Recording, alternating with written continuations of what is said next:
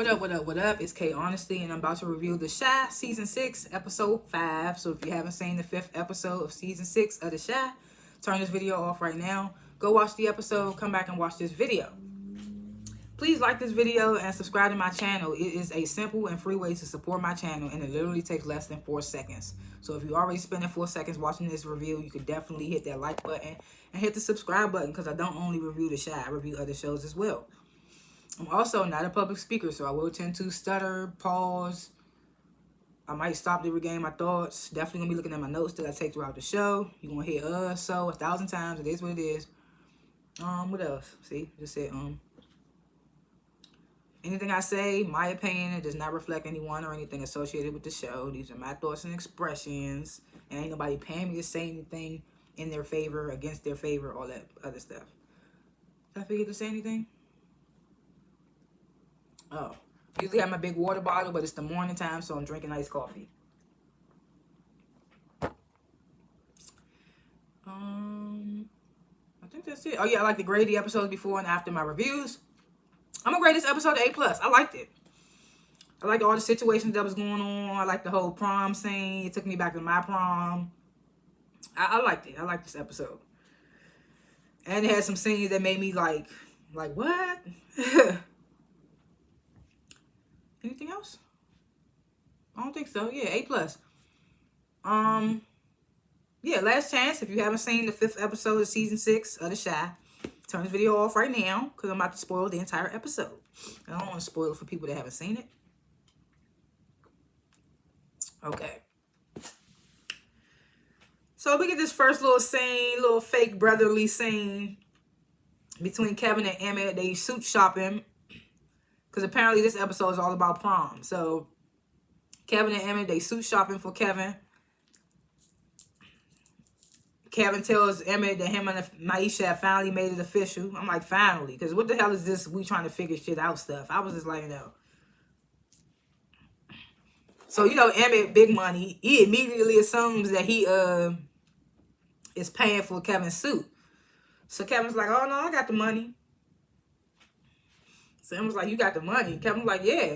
Because, you know, Kevin been gaming. He got that's how he got his place and all that. So he like, I could probably make some more money if I leave Chicago. So in the same breath that he says him and Maisha have made it official, in the same breath, he tells Emmett that he has an opportunity to go to Cali. They got a sponsor that's going to give him a house, a car, and fund him whatever he need. So my immediate reaction to that was like, oh, they trying to take my man Kevin off the show. I hope they ain't writing him off the show. That's going to make me mad. Because he was one of the original, like one of the OG cast members. Before we got introduced to a lot of these other people, it was Kevin. It was, what was that dude named? Brandon. It was Keisha. Keisha and them family was like the first family we saw on The Shy. So it was just like, I'm just like, I hope they ain't writing Kevin out completely. That's going to get me good. I mean, take him away a couple of episodes, that's fine. But don't write him out completely, because I like Kevin.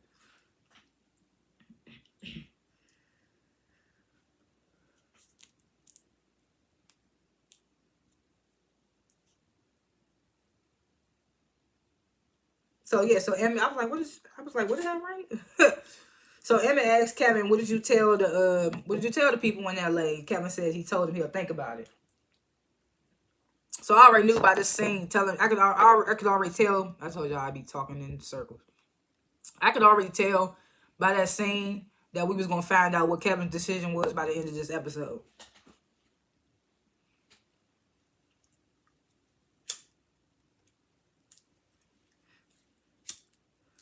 So as Smokey's Papa surprises Kenya with this promposal, and Kenya accepts it, which throws me off, because I was like, okay, so I understand a little more when it gets to the end of the episode, but in this moment before it got to the end, I was like, I don't like this Kenya girl, because she tried to act all stuck up when she was with Papa and all in the gang or whatever. When she was with Papa and his crew, she was acting all stuck up, talking about we not no couple, this, that, and the third. But then you giving him kisses on the mouth, talking about, yeah, I accept your promposal. So at first I was just like, what is up with this Kenya girl?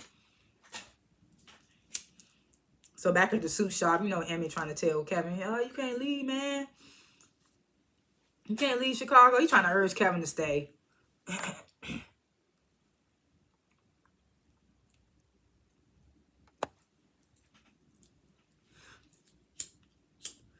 So like I said, this is the prom episode. It's prom weekend. Duda brings Bakari to the little chop shop. Bakari admiring all the cars, and he see this one nice Joan, and Duda tell him, you like this right here? Bakari like, hell yeah. So he tells Bakari, this could be your chariot for the weekend. Brings him to the back, opens up the trunk. The bag of guns sitting in there. Duda's like, I thought you was going to take care of this. Bakari was like, yeah, I've been hitting him up. He ain't been answering, talking about Rashad. And I'm just in my head like, excuse me. It ain't no other niggas you can have to hold these guns. Why it gotta be Rashad? That's what was throwing me off. Like, why does it have to be Rashad?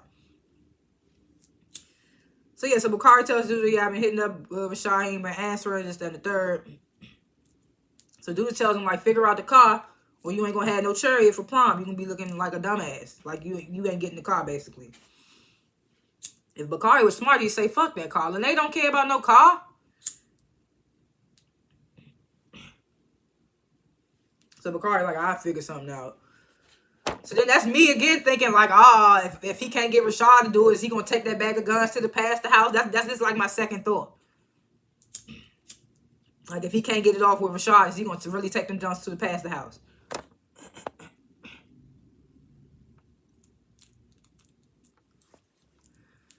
So Tiff, she's at Cairo's grow spot or whatever, you know, picking up some lights.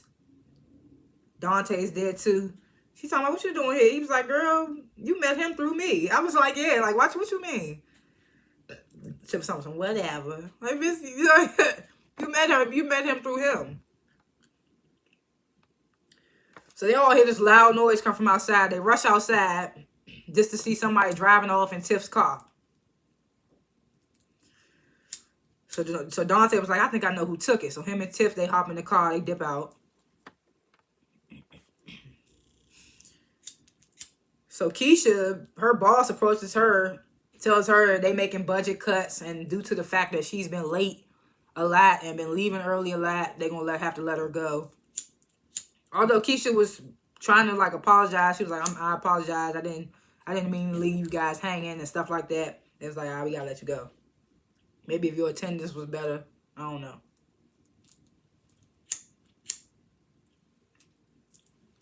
I'm like, damn, for the life of me, get lit.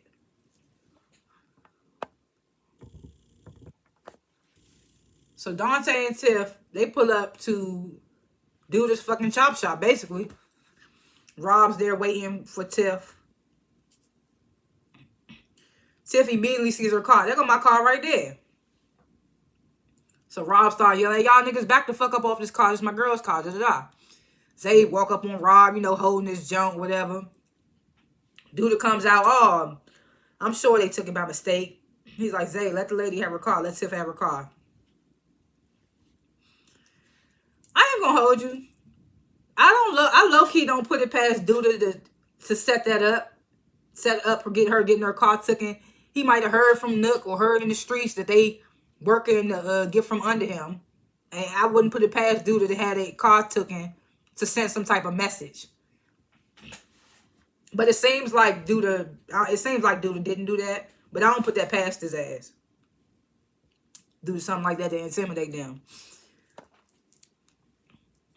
So this is when Rob, played by Iman Shumpert, Rob started piping up on Duda. He's like, how the hell? He's like, how the hell y'all taking her car and we work for y'all? So Duda's like, it won't happen again. And I was in my head like, yeah, Duda don't like to look embarrassed and stuff. So somebody definitely gonna pay for that dumb shit. So Rob was like, memorize the damn car. Take a picture, write it down. Like, this shit can't happen again. He was like, ain't y'all gonna cash us off of this window? Dude was like, that's what we not gonna do. He was like, you can take it out the next drop, and that's what the fuck you gonna do. I was just like, I hate when people boss up on Duda and then they back down because he say one little word. Who the fuck you think you're talking to? Or, no, that's not gonna happen. Or, mind your business. Like, as soon as Duda say something, they just back down.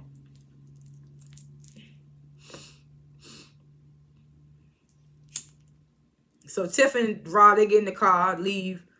Duda asking Dante, like, what you doing here playing Captain Saberho? So Dante like, well, you know. So Duda was like, what brings you to us? And Dante was like, you guys, they getting greedy. Basically sloppy, because he found y'all ass in 0.2 seconds.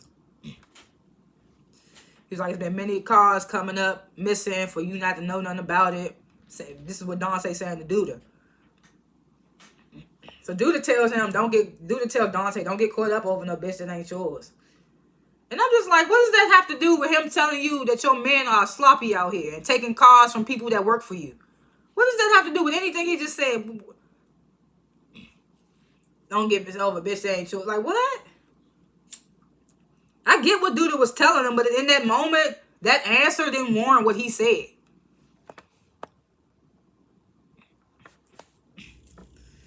Alright, I know I said I was going to keep calling Trig, but I see he trying to get his life around. He just looks like a sad little puppy, so I'm going to call him Victor. Every now and again, Trig might pop out. I ain't going to lie. And that's still his character name. When you go on Google, you look up the Shycast, it still say Trig. But anyway, Jake and Victor, they having breakfast, and this is when you find out Jake is like a solid little guy. Like, he be giving out some, he's a solid little dude. Like, I like how he took up for Fatima and her people's last episode. This episode, he giving out solid advice to his friends and his brother. So I'm like, this nigga Jake is a solid nigga. So, Victor, he listening to the radio, them talking about him officially taking office. Jake looking at him like, you don't look like, he asked Victor, he's like, you happy? Victor like, yeah, I just don't want people to stop trusting me because of the fact I'm a politician. Jake tried to be funny, he was like, yeah, you the ops now. And Victor was like, I'm still for the people, don't do that, I'm still for the people. So Jake was like, don't let it get to your head. I know I know everyone wants you to live up to their expectations, but you only do the best that you can, and that's gonna have to be enough for everybody. And I was like, that's some good advice. That's some solid advice from a teenager. And I was like, Victor, you sit up here and say you don't have nobody to talk to in the little man's chat or whatever, but your brother right here giving you some solid advice. He was like, I appreciate that, little bro.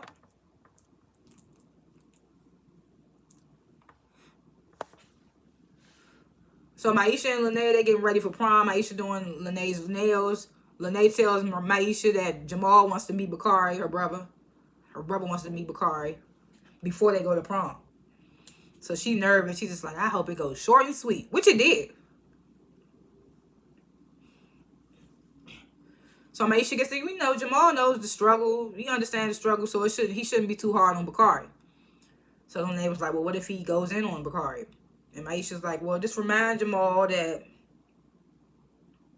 not all niggas are out here are out in the streets by force. I mean, not all niggas are out here in the streets by choice. Some are out here by force. And I understand where Maisha's coming from, but in Bakari's case, he don't have to be out here on these streets.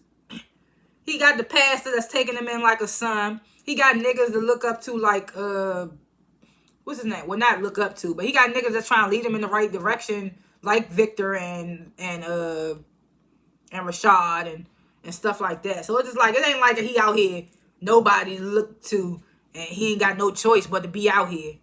Like, nah. He choosing to work for Duda. That's what I feel like as far as Bakari goes. I get it, he's still a kid too, so he still got that child mindset, but still, it ain't like he out here completely doing it by force.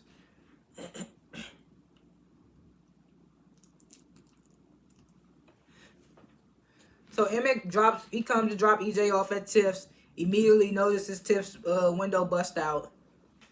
So he's like, what happened to your car? So she tells him somebody tried to steal it earlier today. So Emma was like, why you ain't called me? Tiff was like, you ain't my man. Emma was like, but I bought it for you. And Tiff was like, so? Tiff don't be giving a fuck. She was like, so?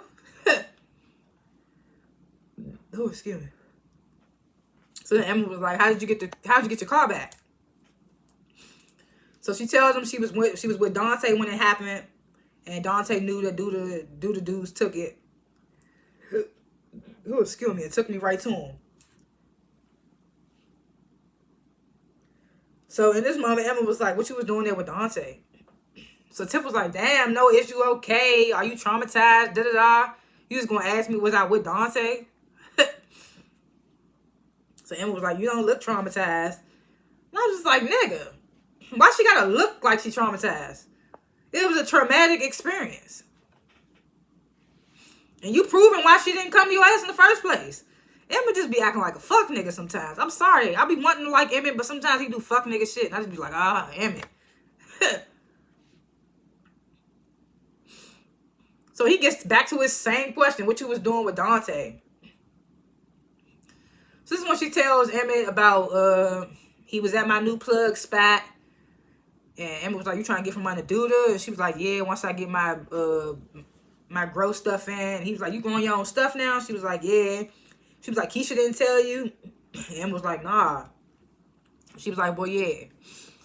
And was like, you still should have told me. And Tiff was like, you ain't my protector no more. I mean, honestly, it wasn't no reason for Emma to be there. She had Rob there, and she had Dante there.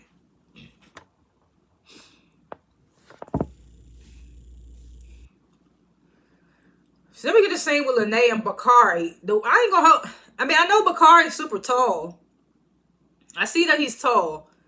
But the way she was, like, the way they was bunded up, the way he was holding her, it looked like super uncomfortable.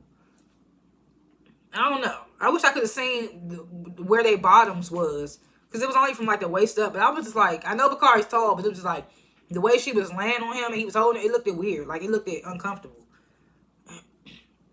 So when they asking him where he get the car from, you know, Bakari like, I got a rich friend that gave it to me.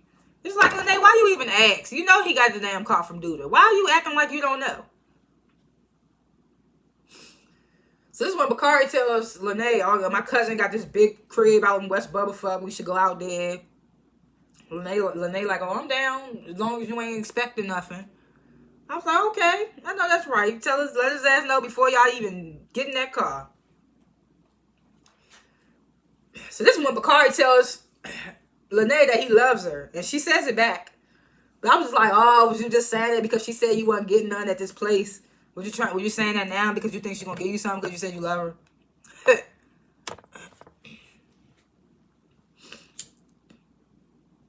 So Emmett come in the house, basically like, ain't nobody telling me Tiff growing her own stuff. And she got her car taken today by Duda's boys.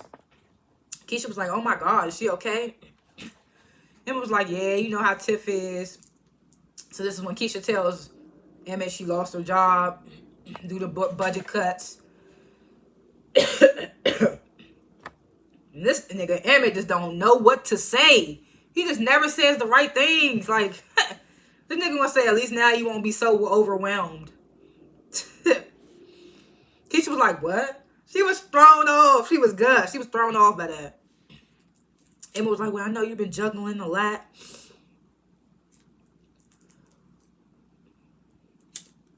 She said, yeah, I've been juggling a lot, trying to help you out. That's exactly why they couldn't justify keeping me on. So I was like, all right, Keisha, what we're not about to do is keep coming at Emmett like that. Because he's doing the best he can, too. Even though he don't know how to communicate. That's the only thing. So she gets the, this job meant a lot to me. I felt like I had a purpose. So Emmett was like, you can always work at another school. Keisha was like, not that simple. I was like, so why isn't it that simple? If you found something that you're passionate about, go try to apply somewhere else. So Emmett was like, so what do you want me to do about it? So Keisha was like, well, how about you stop leaning on me so much? So Emmett was like, well, how about you say something next time? And Keisha was like, why is it on me to speak up? I was like, because most of the time, men, they don't read body language or facial expressions. They just dumb sometimes. They don't realize what's going on until you explain it to them. So with a nigga like Emmett, you got to explain. Like, he can't just go off how you know. Sometimes you got to spell it out for dumb niggas. So this is when Emmett says, I can't read your mind. And Keisha's like, well, you see me overwhelmed. Why I got to say it? Yeah, because it's like in the same sense he just said he knows she been juggling and overwhelmed. So it's like if you see it. So I get where both of them coming from.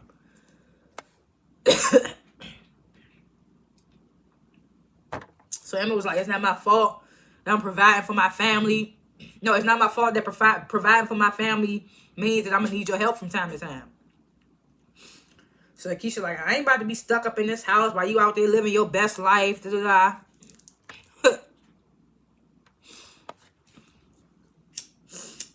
So apparently, remember when Darnell and Jada hosted a little couples dinner with Marcus and Tiara and Rashad and Deja?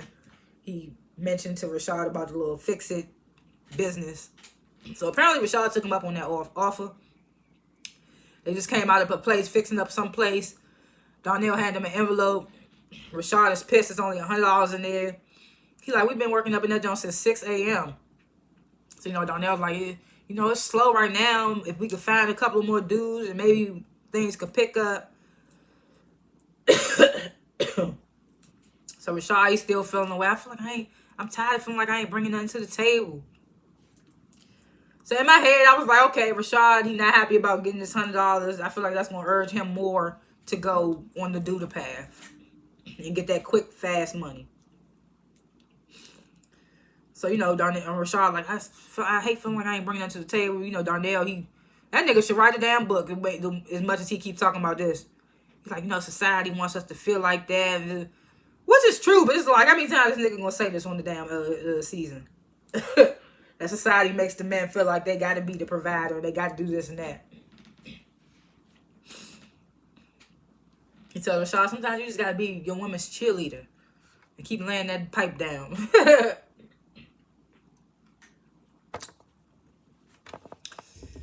So this is the scene that I've been waiting for. This is the moment I've been waiting for. That's why I gave this episode an A+, because I was happy about this. So Tiara, she barges in Gemma's room while Gemma's trying on the prom dress. She's like, your dad wants you. She's like, oh my God, that dress is hideous. So Gemma's like, tell me about it. So I'm like, oh, they're bonding. I like it. Because I keep saying Tiara and Gemma are very alike.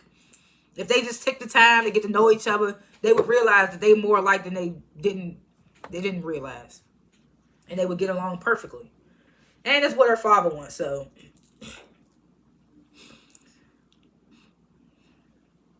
So Tiara's like, I can take you shopping.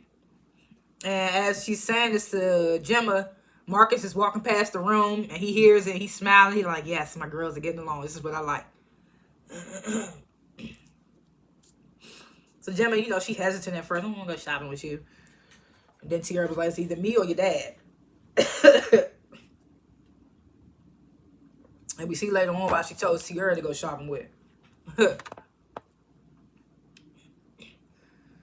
So Keisha, she gets back to Nina. I mean, not she gets back, but she goes to pick up her baby Ronnie from Nina and Dre's, her mom's.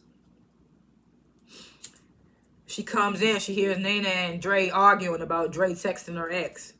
So I'm like, oh, Dre about to try to get her lick back, That's what it's looking like. She trying to get her lick back.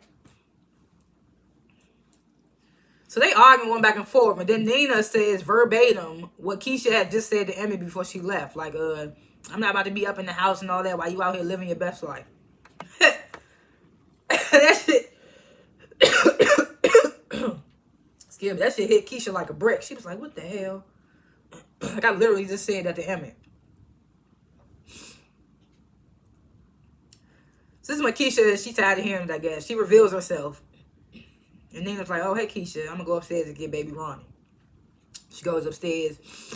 So Keisha tells Dre, I officially done turned it to my mother because I literally just said the same thing to Emmett before I left the house. So Dre laughing like, are you serious? So she tells Keisha, nothing. The argument is nothing. I love your mother. Keisha was like, I don't care if y'all arguing in front of me. I'm grown. So Dre was like, yeah, I know. I just want you to know that I'm not fucking my ex. And I was just like, the way she said it to Keisha, I was just like, it was like she was trying to like cover up.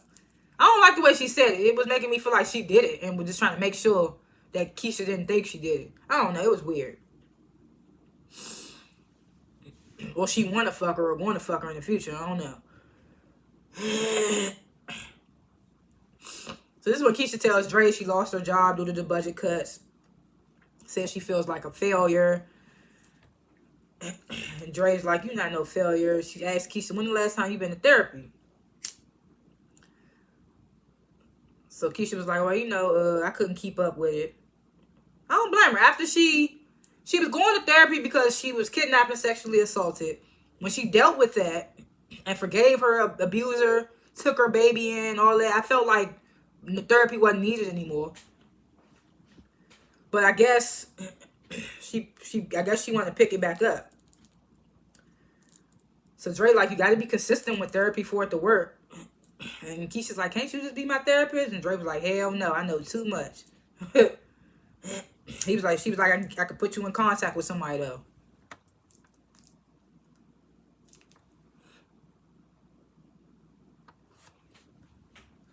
So this nigga Bakari is being hella persistent. Pulls up to Rashad's with the bag of guns.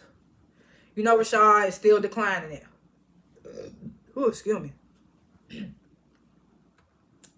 Bakari like, ain't you tired of being a kept man, saying that to Rashad?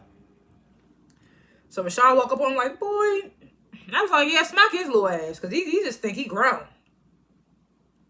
So he gets in Bakari's face. Bakari's like, what happened to that nigga that tried to help me? And I'm like, nigga, he tried to help you go down the right path. Like, what are you talking about? Not dig yourself deeper.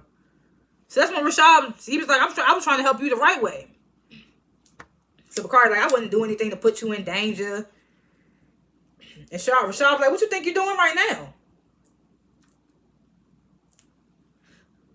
So Bakari like, ain't nothing gonna happen to you.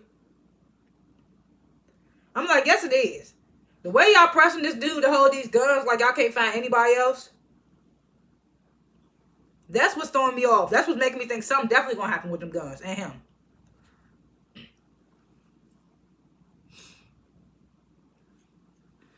So he's like, ain't nothing. So Bakari's telling Rashad, ain't nothing gonna happen to you. Rashad like, that's the last thing I heard 20 years ago before I got locked up. So Bakari like, I just need you to hold him for a little while. Those 2 racks on the table. This one Rashad was like, how long is a little while? When a nigga say something like that, you know he about to do it.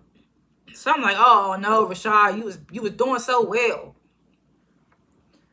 But a part of me felt like if he didn't do it, they was gonna kill him. So I was just like, what the hell? So he asked Bakari, how long is a while? Bakari says not that long. And the fact that they don't have an actual time, like actual day, I need to know Wednesday, June 2nd. Like, no. They don't even have no time frame. They just tell him it's not that long. Like, what? No. That's what make it even wilder.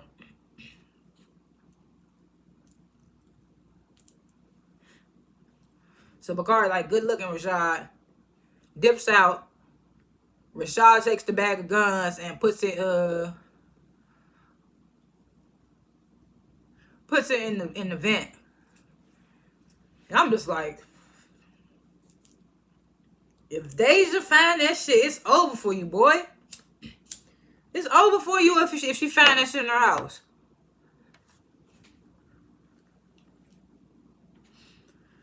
So Gemma and Tierra, they at the damn spa. I didn't know that was a part of shopping, but you know, they girls, so I guess it is. And plus, I'm here for this moment. They bonding. So Gemma was like, I love how we have the whole place to ourselves. And Tierra was like, oh yes, I don't do Gen Pop. And Gemma was like, what is that? And I thought Gemma would have knew what that was, because I feel like they're on the same level. But Gemma was like, what's that? Tierra was like, general population. And Gemma was like, ooh, I like that. And they started laughing. I was like, I love this. She putting her on game. And they actually look like they could be related the whole time. So this one, Gemma's like, do you really love my dad, or are you just using him? So Tierra's like, oh, please. I've dated more powerful men and women than him. I was like, damn, he ain't got flex like that to his daughter.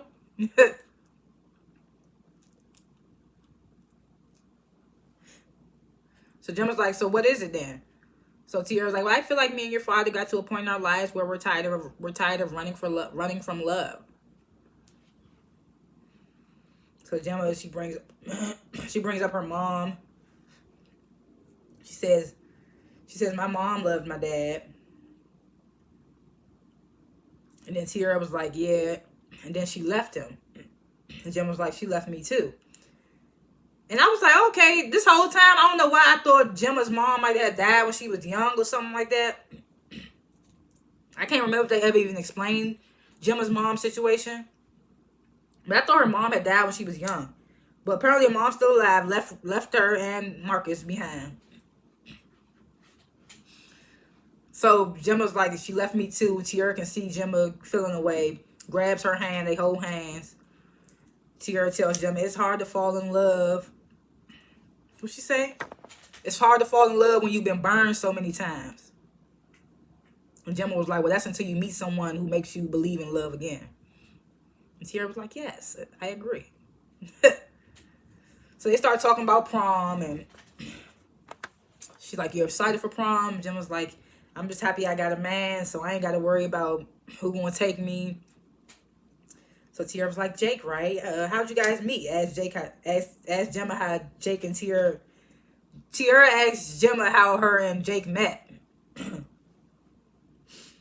So Gemma was like, well, I kind of used to date his best friend. Talking about Kevin. I was just like, it's funny when you guys say it out loud. Tierra was like, I knew I liked you. But I was here for it. I was like, I'm glad they finally getting along. I like that bond that they having.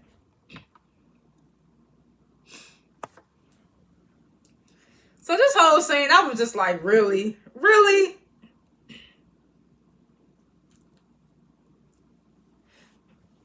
So Emmett, he comes to do the shop, trying to act like big dog. We'll do that. So he go up to Duda, why y'all taking my baby mama car when you the one gave me the realtor for the car? You just one got me the car, Now, of course, I don't like Duda's character, but in this moment, I was on Duda's side in this moment. Because I was like, nigga. Duda was like, nigga, you about a day late and a nigga short or something like that. And I was like, hell yeah. Like, nigga, you found, like, you come in that bitch a day later, like, after everything over with. They done forgot all about that shit. You come in there trying to pipe up on them. On a nigga that's bankrolling you, basically. And you scared of him. You just seen this nigga kill a nigga for less shit. So Duda gets the Tiff came in here the other day, 2 niggas, and it got handled. I guess she knew you wasn't built like that, saying that to Emmett. He was like, now get the fuck on. Tells Emmett, get the fuck on. I'm like, coming to my face with this dumb shit. So Emmett yells, so Duda's walking away and Emmett yells, fuck you.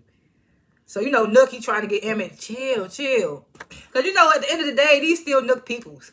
He might be working for Duda, but he grew up with these people. So he trying to tell Emmett to chill.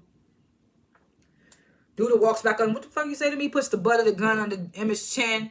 Walking him as Emmett walking backwards. He's like, I don't know who you think you're talking to, but I can kill you right now. Leave your kids fatherless, have your bitch ass father crying over your body, and show up to your funeral with gators on. He was like, is that what you want? Asking Emmett, is that what you want? Emmett don't say nothing. Emmett just dipped the hell out. I was like, yeah, like, why would you even... The situation was handled. It wasn't even no need for you to come in and do anything. I get it. You trying to show that you don't play about your baby mother, but it was kind of like... The whole situation was non... That's why I said Emmett be doing some dumb shit. Like, there was no reason for Emmett to even do what he did. That whole scene was just cringy to me. I was like, Emmett, why? Why? Emmett, why?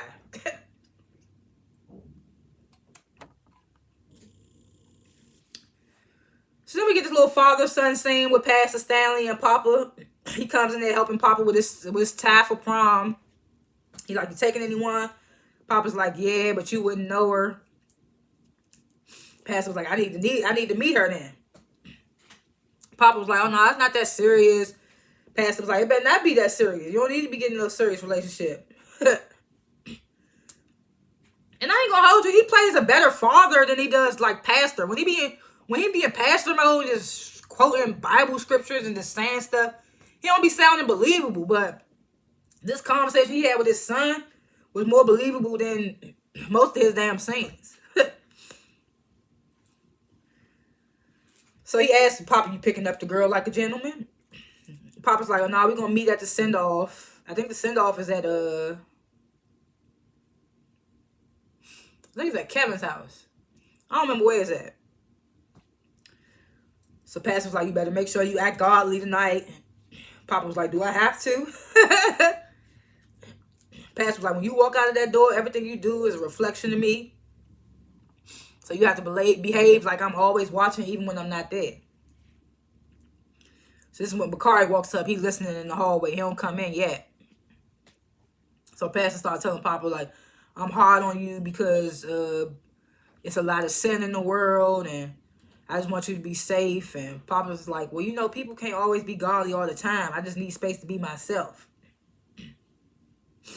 And we get to see this, you know, the storyline of this pastor's kid. I mean, we done seen a lot with Papa. But it's like, you know, we see him dealing with the fact that his father want him to be this way. And he feeling like it's a lot of pressure. So this is when Bakari comes in. Papa's like, okay, I see you all black. Bakari like, you know what I do. Da-da-da. You know how niggas compliment each other. Pastor like, where's your suit, Bakari? Bakari like, nah, no suit. You know. Nah, no suit. So Pastor like, I'm assuming, Bakari, you're taking Lene. Bakari was like, yeah. So Bakari looking in the mirror, all nervous. Pastor like, well, why you look nervous? You okay? So Bakari tells Pastor about meeting Jamal, Lene's brother, played by Vic Mensa. So Pastor like, it's a good thing. You meeting her brother? Bakari's like, yeah, I just don't want a nigga try to punk me and shit. And Pastor was like, language, young man. And Papa just over there chuckling like, this nigga ain't gonna change. He like, language. So Pastor tells Bakari, remember these 3 things. Dang, he got caught in my bracelet. Says, remember these 3 things. What was the 3 things? Remember these 3 things. Oh yeah, always make eye contact. Extend your hand first for the shake. And always walk away with confidence no matter how the situation or the conversation went. So he tells Bakari all this.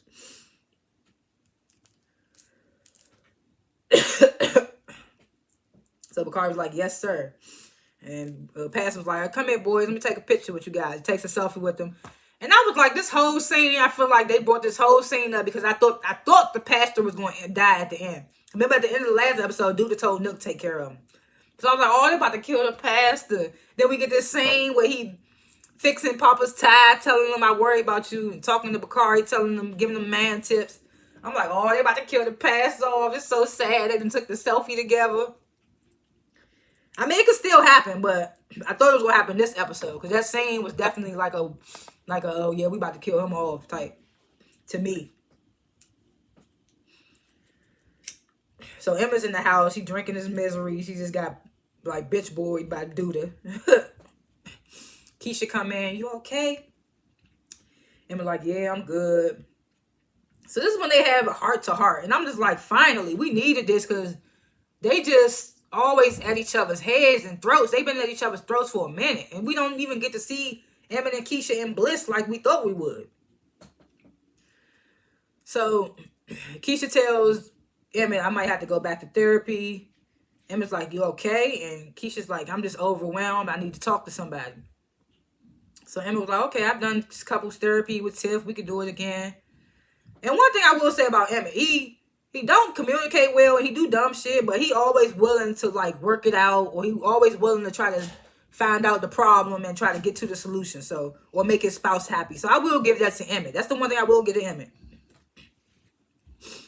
So Keisha says, it's not about us. It's about me as a person, not about us as a couple. So Emmett like, so are we good then? Are me and you good? Because I was like, yeah, if it's not about y'all as a couple, what's going on? Is y'all good then? You and Emmett. So Keisha's like, yeah, I know it's been a lot lately. She says she's committed to their relationship and their family. She just feels like she's pouring into everyone except herself, and she feels like she's empty inside. She lost. She don't got no structure in her life, especially just getting fired from the job. So all these feelings Keisha is having. So Emma's like, oh yeah, I don't want that. Definitely don't want you feeling empty and lost. So Keisha says, neither do I. And then she asks Emmett if he wants to do like one-on-one therapy. Like it'll be good for you. And Emmett's like, oh no, I got the group therapy with the guys, with Victor and the guys. Keisha like, I know it's group therapy with the guys, but that one-on-one therapy hit different. You definitely should. And Emmett's like, nah, I'm good. I promise I'm good. I don't need the one-on-one therapy. We shall see. So back at the St. John household, Tiara's like presents Gemma down. Gemma comes down in her prom dress. I'm not gonna lie, Gemma was caked up in the face. But I didn't think nothing was too wrong with the dress. But she come down, Marcus is not feeling the dress. He's like, go take that off. Go upstairs, take that dress off. She's like, but Daddy. He's like, no, go upstairs and wipe some of that makeup off your face. Da-da-da. So Gemma's like, Tiara. And he's like, don't look at her. I'm the parent. So Gemma goes upstairs. Tiara's like, I'm going to talk to him, Gemma. So Tiara's like, are you crazy? Says that to Marcus. He's like, no, you must be crazy if you think that dress is appropriate for a teenage girl. So Tiara's like, she isn't a child. And Marcus like, she's my child. So it's like, dang, now that Tiara and Gemma are finally getting along, it's like Marcus is now not fucking with it. Well, he fucking with it, but he not fucking with this. So he's like, she's my child. And Tiara's like, she is a young woman with the right to express herself. And Marcus was like, she can express herself without looking like a fucking hooker. And I was like, damn. You could have just said she can express herself, but only the way I want her to until she get out of my house, until she move out of my house or something like that. But not while she looking like a fucking hooker. So Tiara was like, so what do I look like? And Marcus got silent. I was like, why didn't you just say, I'm not saying that that's what you look like. But he gets silent. Tiara was like, wow, and just walks away. So that's basically you saying that Tiara dressed like a hooker, but it's okay because she your girl and you like it, but not for your daughter.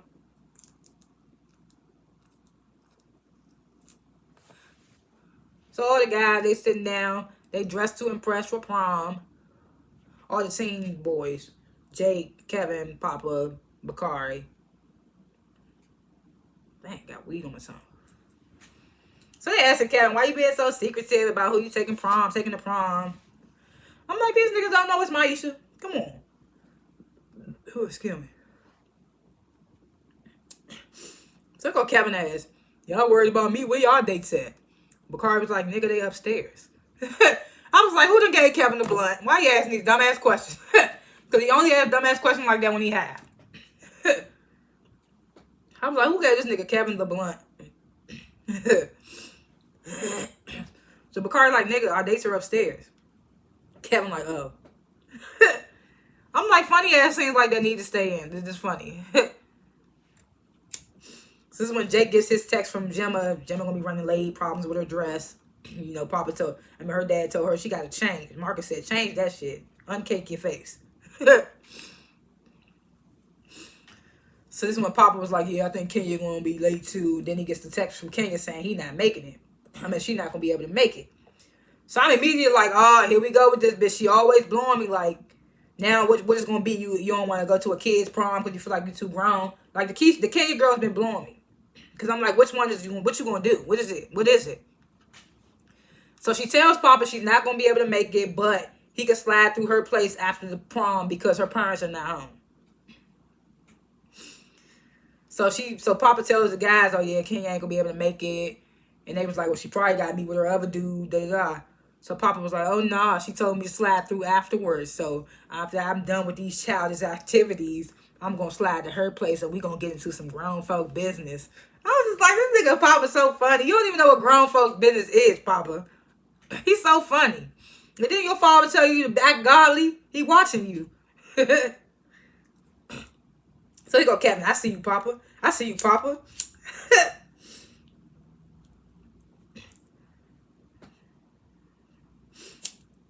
So Bakari asked Papa, what you and Kenny about to do? Papa's like, don't worry about all that. Don't worry about all that. These kids be funny.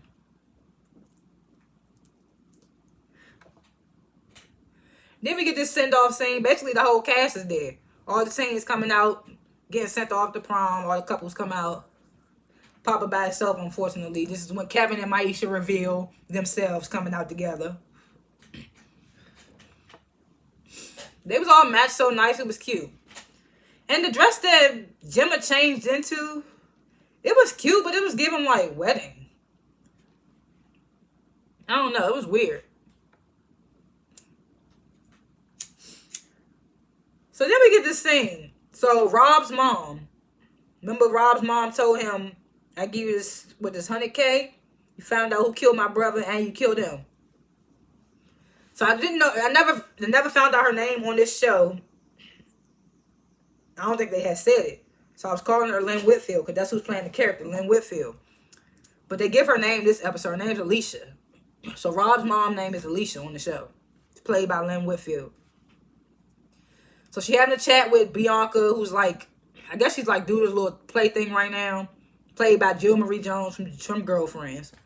So they didn't do this club, which we found out in this scene that's not even do this club. That's actually Bianca's club. And Alicia is an investor in the club. So it's kind of like she part owner of the club too. She's supposed to be a silent investor, but Bianca says she ain't been that silent. So I don't know. So Alicia's like, I heard this place has been crawling with hoodlums now. And Bianca's like, when you say hoodlums, do you mean Duda? So Alicia's like, I just don't want this place to be, end up being a place for violence. And I was like, girl, it's too late for that. This nigga Duda just shot a nigga in there for chewing gum. It's too late for the violence. That shouldn't already happen. So Bianca's like, oh, he knows, Duda knows this place is only for leisure, whatever you want to call it. She was like, he only used this place when it's not open, when we closed. So Alicia was like, so how does Duda get such privilege to do that?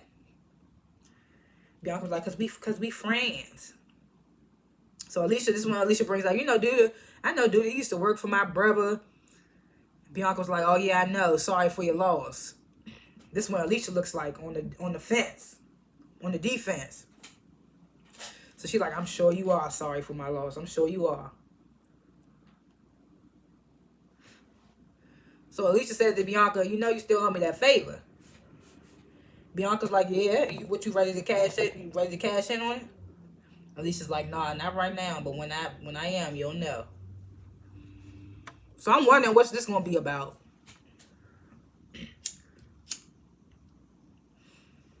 I'm wondering, does Alicia have an idea? Does she think that it might be Duda already? Because I feel like Rob knows that Duda killed Q, but I feel like he's trying to get confirmation from somebody. That's why he's going around asking people Nook, asking Trig and stuff like that. I feel like he knows Duda did it, but he needs like some confirmation. So it's prom, you know, the teen cast, they enter prom. They playing Auto Wicks, Who Want Smoke, the remix jump. Is it a remix or is that the original version? Well, you know the one with G Herbo, 21, Dirk, all that. They playing it. Mind you, the whole prom, them teens, they know the damn song word for word. Is Auto Wick from Chicago? I don't know. But you know Dirk on that jump. Maisha gets crowned prom queen and Jake gets crowned prom king.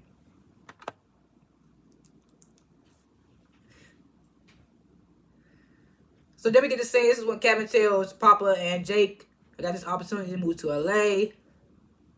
Jake says with no hesitation, you should do it. You should go. Papa's like, damn, Jake, what about his family, his girl, us? Jake was like, well, we ain't going nowhere. Don't just stay. Tells Kevin, don't just stay here because you're comfortable. And I was like, look at Jake. Telling solid advice again. Even though I'm with Papa, we don't want Kevin to leave. And he better not be leaving the show. So Papa asks Kevin, he's like, what did Maisha say about it? So Kevin's like, I ain't told her yet. Papa's like, well, you need to.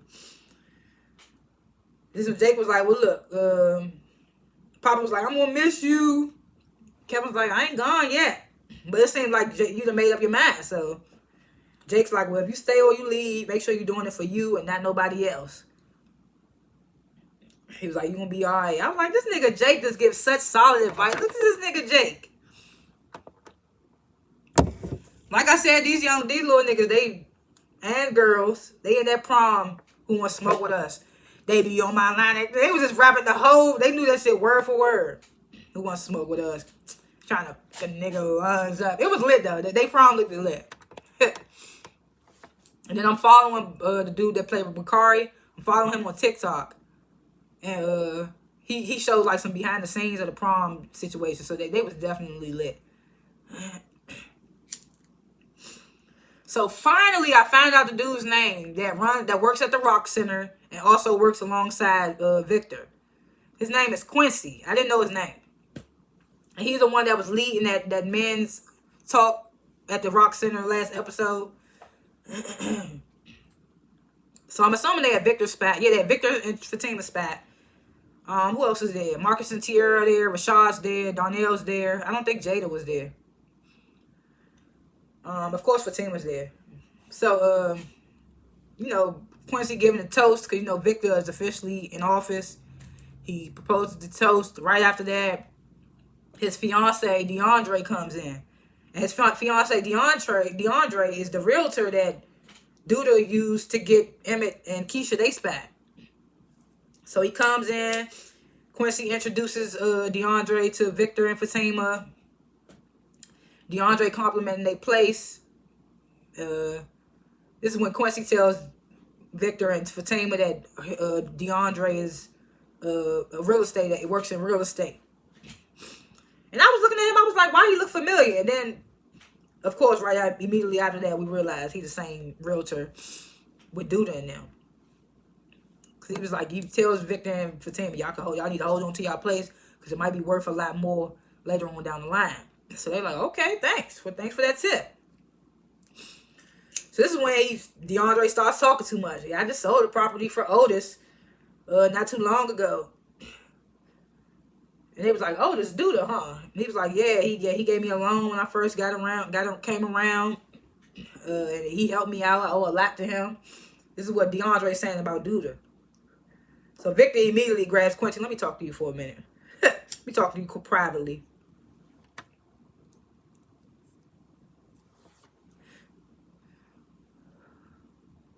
So Victor, he tells Quincy, like, Duda is dangerous. You need to stay away from him.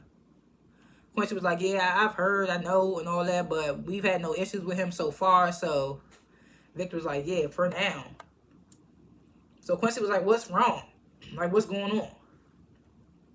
So Victor hesitating. Quincy like, look, if this is going to work between us, I need you to be transparent. No more surprises. Like, what happened? So he asked him what happened. So, Trigg, he already told Rosalind that he feel like he tired of lying and he wanted to get it off his chest. So this is when he tells Quincy, I helped Duda dump a body. And then Fatima calls him away. And Quincy just looking like in his face, like, what the fuck did I get myself into? That's what his face was saying.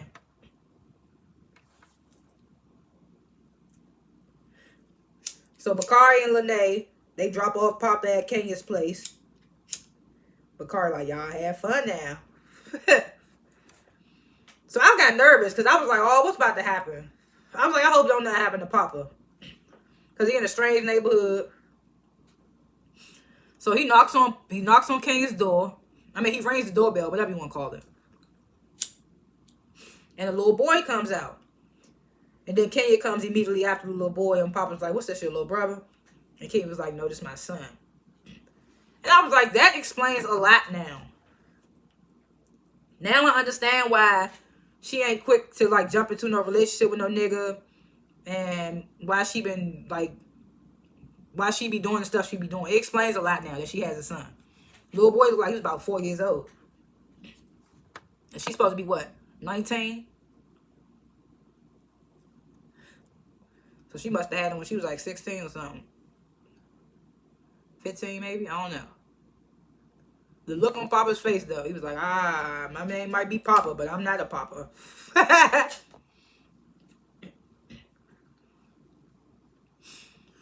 So Quincy and DeAndre, they get home. Quincy asking DeAndre how well you know Duda. DeAndre asking Quincy how well you know Victor. Quincy was like, well, I know Victor isn't a liar. DeAndre was like, well, Victor lied through his whole campaign, so what do you mean? Quincy was like, that's different. Duda is dangerous. So DeAndre was like, well, everybody has their skeletons. Quincy was like, well, you just be careful. And DeAndre was like, you be careful too.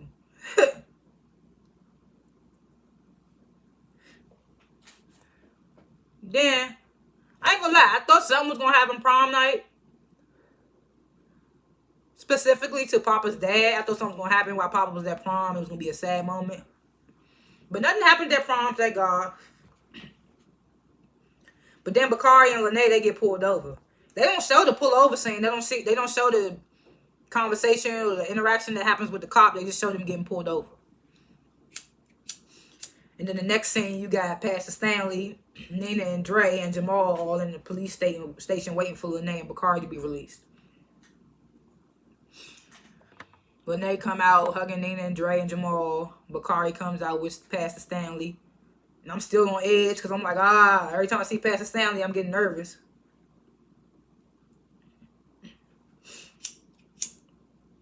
So then back at I was about to say Victima. Is that their name, Victima?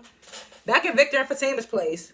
And Jake's place. I just be forgetting that's Jake's. That was Jake's place before Fatima's place. But Jake don't really be around. So back at Trig and Fatima's place, it's a knock on the door and it's the FBI. Like, Victor needs you to come with us, answer some questions. And you know, of course, it's probably about Q. Because we just found out last episode he was the FBI informant. And Rosalind had just told his ass, keep that same energy if the feds come knocking.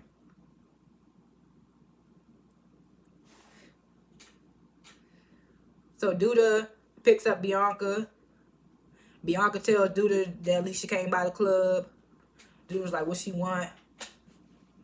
Bianca was like, she just said she knows you've been hanging around in the club. And Duda was like, okay. Bianca was like, Alicia's just being aggressive, you know.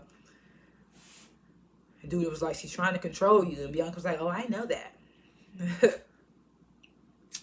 this is when Duda was like, did she say anything about her brother? So Bianca was like, I gave my condolences. So Duda was like, well, just keep her at bay. So this is when Bianca asks Duda, she's like, did you kill Q? So Duda was like, don't ask questions you already know the answer to. So I was just like, so she was like, who else? She was like, why? Why did you kill Q? And Duda was like, because he was being messy. So she was like, who else knows? And he was like, just one of my guys. She was like, is he loyal? Dude was like, he better be. That nigga with the feds as we speak, you better hope he is. I mean, he could go down too, because like Rosalind said, you was an accomplice. As soon as he presented you with that dead body, if you didn't call the police or walk away, you an accomplice. I mean, even walking away, you're an accomplice because you known of a crime and you didn't report it. But that would be a lesser fine, walking away, than helping the nigga dump the body.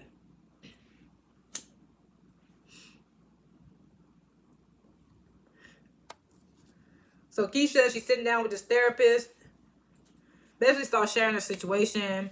Kidnapped, sexual assault, baby, now high school sweetheart, living together, bought a house, all their kids together. And this is where I found out, because I know people probably already remember this, but I didn't remember this. Because I kept wondering at the beginning of this season, I was like, Emmett has another baby mother. I just couldn't remember. I was like, do he have another baby mother or is Tiff his only baby mother? But then I found out a little earlier, a couple episodes back, he does have one other baby mother. But then I found out in this therapy session, he got 3 different baby mothers from his 3 different kids. So it's Tiff and there's 2 other baby mothers out there. I think we met one of them in one of the previous seasons. I can't remember. But I was like, damn, he got 3 different baby moms. I couldn't remember that. Oh, excuse me. So this is when Keisha starts explaining how she's feeling lost and exhausted. Like, feel like she's empty inside. Like, basically expressing to the therapist what she was telling Emmett.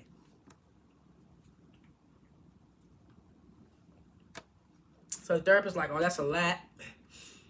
She tells her, like, basically, Keisha, if you committed to this, if you committed to therapy, things could go better. It's going to be a long journey. It's going to take a lot of work. Keisha's like, I'm ready. One weird thing about that scene, did they ever show the therapist's face? I'm trying to remember. I don't think they showed the therapist's face, did they? I can't remember.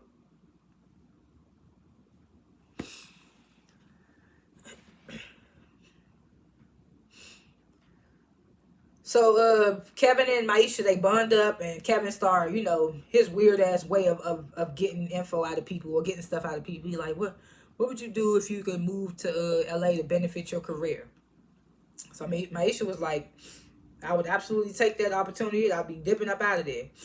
So Kevin was like, what about your friends and your family? Maisha was like, oh, they'd be all right. You only get one life to live, and you better live it to the fullest. So Kevin liking what he hearing, but it's just like, how you think she gonna feel when you tell her that it's you in the situation that you giving her a hypothetical on? So she notices something on his face. She notices his face expression. She's like, you good, Kevin? Kevin like, yeah, I'm good. And I'm just like, after you heard her answer, why not tell her? She basically on the same type tip that you feel like you on, basically. I'm like, why not just tell her? Give that nigga some weed. He'll tell her then. Give that nigga Kevin some weed. He'll tell her then.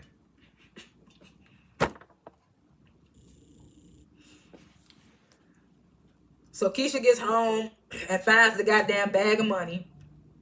I don't know how this nigga Emmett do it. This nigga Emmett so damn dumb. I don't know. He told this, what if my girl find it? Nook said, make sure she don't. Put it somewhere she wouldn't absolutely, positively never look. Hell, put it somewhere she ain't got to yet. The house is big. You put that shit in the dining, right in the living room table or something. Then you got kids that could have found that too. He just put it in the wildest spot. I was just like, come on, Emmett. This is why I be looking at you sideways. Then we get this final scene. Kevin calls the people in LA, sponsors, whatever you want to call them, tell them he accepts the gig. And I'm just like, so you couldn't tell Maisha, but you're going to call and tell him you accept the gig. And then I'm at the same time like, man, I know they ain't writing my man Kevin off the show. That's going to be so irritating. I'm going to be so upset. But like I said, that's how the episode ended. Like I said, I would grade this episode A+. Just because of the prom, it was lit. I liked how they put this episode together. Predictions for episodes to come. Like I said, man, they better not be writing Kevin out, man.